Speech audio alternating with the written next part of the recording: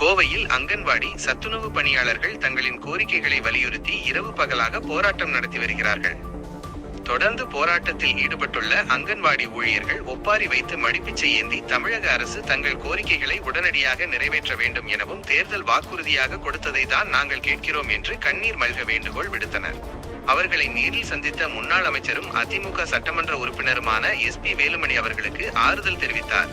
மேலும் சத்துணவு அங்கன்வாடி ஊழியர்களுக்கு அதிமுக ஆதரவாக இருக்கும் என தெரிவித்தார்.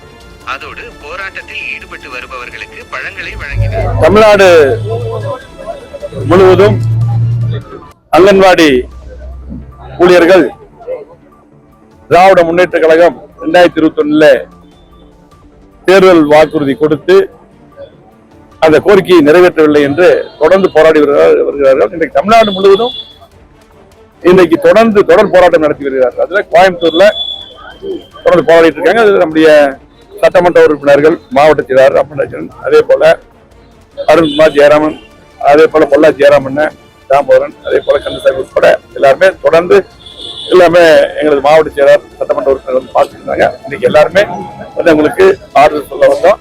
அது மட்டுமல்ல, வருகின்ற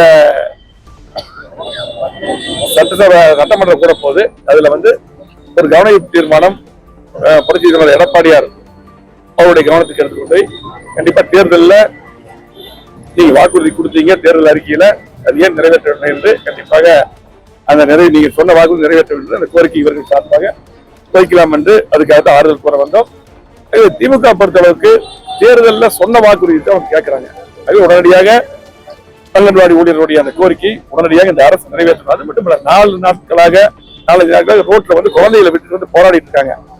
ஒரு பேச்சுவார்த்தைக்கு வந்து உடனடியாக கலெக்டர் இல்லாட்டி சம்பந்தப்பட்ட அமைச்சர் அது அதிகாரி வந்து அவங்களோட பேச்சுவார்த்தை பண்ணணும்.